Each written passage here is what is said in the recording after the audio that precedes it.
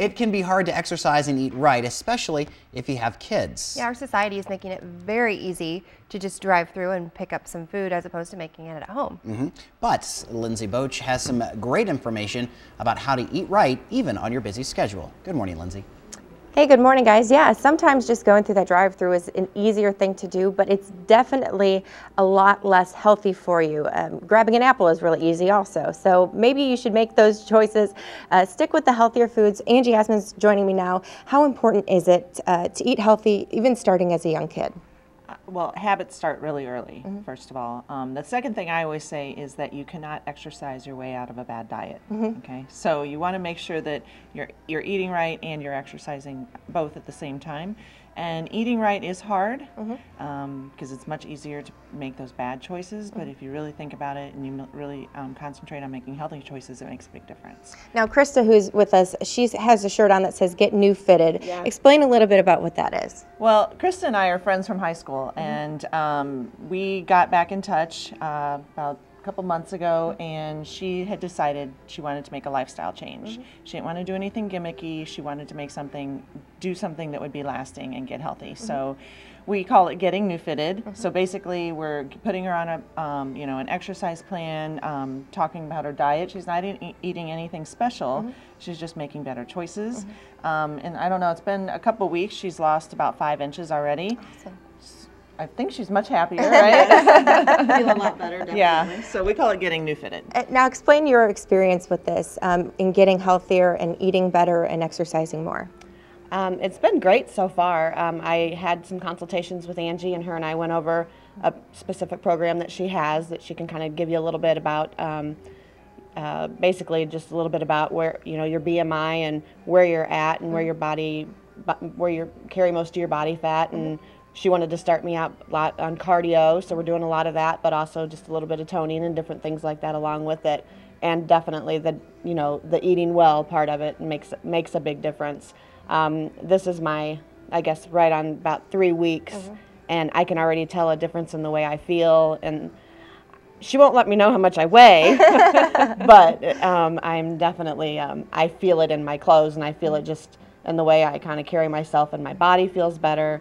I'm a cancer survivor, so as far as like my joint aches and pains and just getting out there with Angie at New Fit and the other great trainers, it's making a huge difference in my life already, just in a short period of time. Now, being a cancer survivor, did that kind of give you a kick in the butt to say, I need to get healthy? Absolutely. I'm 5 years out right now from breast cancer, and I feel like at 3 weeks ago, I felt like I was at the most unhealthiest point of my life. And I had to make a decision, and it finally came upon me to actually do this. And I saw Angie, and I talked to her, and I was like, can we do this? And she was like, absolutely. So Angie's just been my advocate, and she's so inspiring to me, and she pushes me along the way, and the other girls out there are so inspiring and work with me and help me and keep me motivated and keep me coming. And I really don't want to stay away. That's becoming a problem. They're going to get sick of me. She's addicted. That's very good. And we're going to go through some of the exercises here coming up in the next half hour. You might have also noticed 2 little girls sitting over there. We're going to include them here coming up in the next hour. We're going to show some fitness tips for the whole family to get everybody involved and get them moving on the right foot. Probably not a bad thing if they're telling you to stay away from the gym. They're not going to kick you out. They want you there, right? No, I don't think so. All right, thanks so much, Lindsey.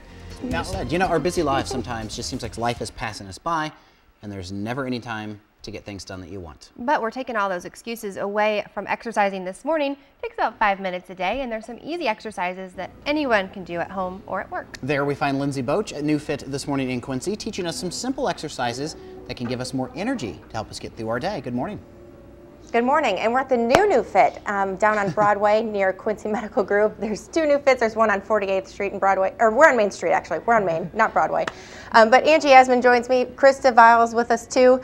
We have these blue balls that I'm sitting on right now, and we're going to do some core exercises. Angie, if you want to just go ahead and explain a little bit as you're doing them. Yeah, so there's lots of things. You don't necessarily have to go to a gym to get healthy. I feel like the fitness industry has spent billions of dollars overcomplicating fitness, and we're going to sort of simplify it a little bit today. So Krista's going to be our our model. We're going to use the ball first. And so basically, a stability ball is just exactly what it sounds like. It's supposed to help you with your stability and work your core. So Krista's just going to sit on top of the ball. All right, and she's going to walk her feet forward a little bit, and she's going to sit towards the front of the ball. And we're just going to have her do sit-ups on the ball. All right, so she's just going to lean back and then come up.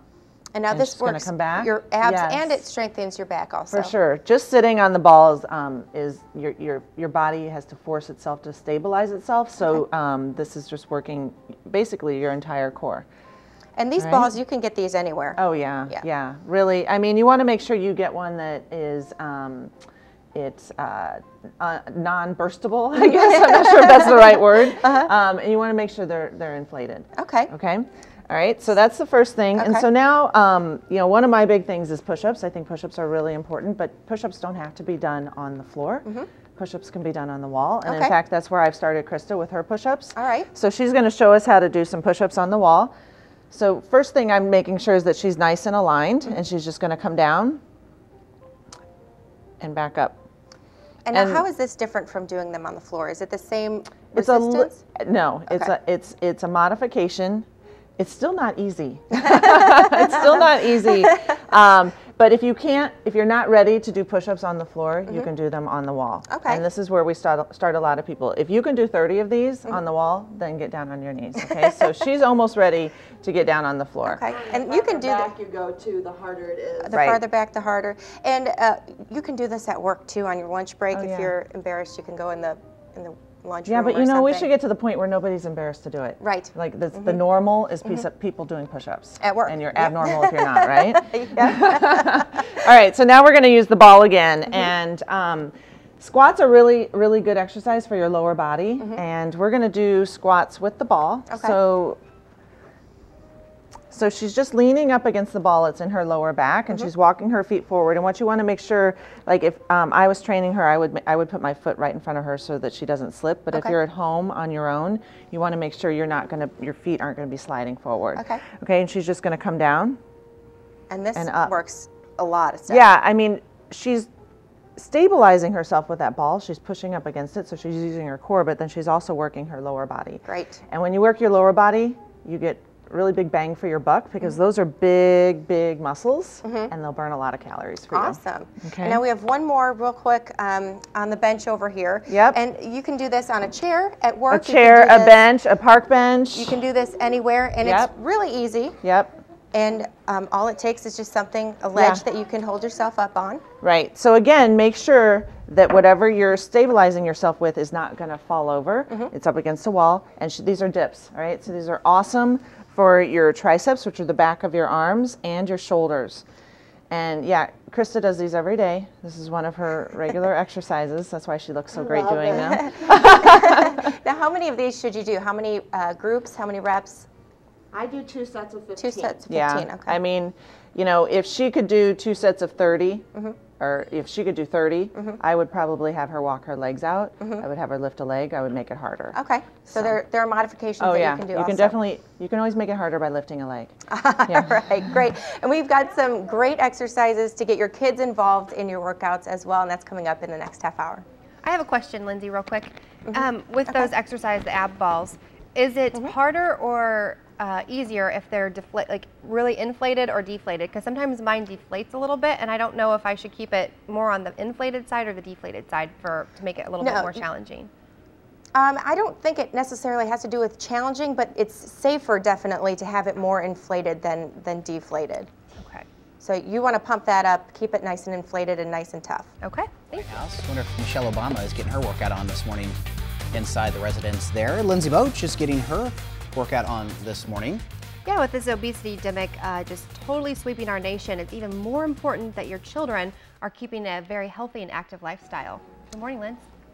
Hey, good morning, guys. Yes, and getting your kids involved is very important. There's plenty of benefits to getting your kids working out and getting them exercise. They sleep better, they will have better grades. Studies have shown that it also improves their self-esteem. So we have some little helpers with us here this morning. Angie Asman joins me. She's going to kind of coach the girls through some exercises. And these are things that your kids can do and you can do with your kids at home. So what's the first thing we're going to be doing here? Well, the first thing is very simple. all kids know how to do it, jumping jacks. Okay. Right? So let's see some jumping jacks, girls. Yeah. The most important thing is, as a parent, is you want to be a leader. Okay. And you want to be an example. So you cannot ask your children to exercise if you're not exercising. Good tip. Okay. All right. So you guys, did that get your heart rate up? How do you know your heart rate up? Your heart's beating Feel your heart fast. beating? Yeah. Okay. Can you run in place? And this is another simple one that you can do at home. Or they can run outside. Yeah. You know.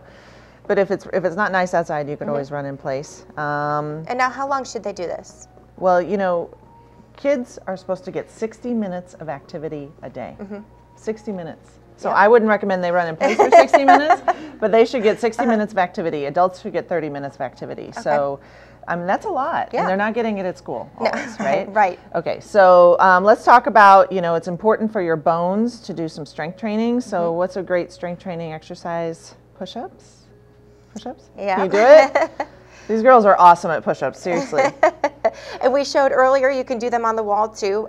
Do you recommend this that is the kids hardest. This is the hardest way. Of course, Yeah. they're doing it the hardest way. But yes, the Okay. kids can do them on the wall as well, just Okay. like adults. You can also do them on your knees. And this strengthens your arms. It strengthens, It strengthens your chest. your entire body. Your entire body. Okay. Body. Yeah. All All right. right, girls, stand up. Next. What else can you do? Can you do some squats? Remember when you did some squats or some plies? And yeah. what's important to remember here? Well, safety's important. You want to make sure that they're not doing them too quickly. Kennedy, open up your legs just a little bit more. There you go. So, And yeah, this works the lower body. strengthens everything. Yeah. Great. So these Yeah. are easy things that you can do. Super simple. And thank you very much for coming out this morning and doing this with us. I know the kids are going to be tired today, but hopefully they'll get that little boost of energy that they'll need to get through the rest of the day with these little exercises that they've done this morning. Yeah, that's those a girls good won't be point. tired. They'll be ready to go. Yeah, they'll be ready to go. That is Right. a good point, Lindsay, because it seems like the more you work out, the more energy you have throughout the day. So they'll be zipping Right. around school this morning. All right, thanks.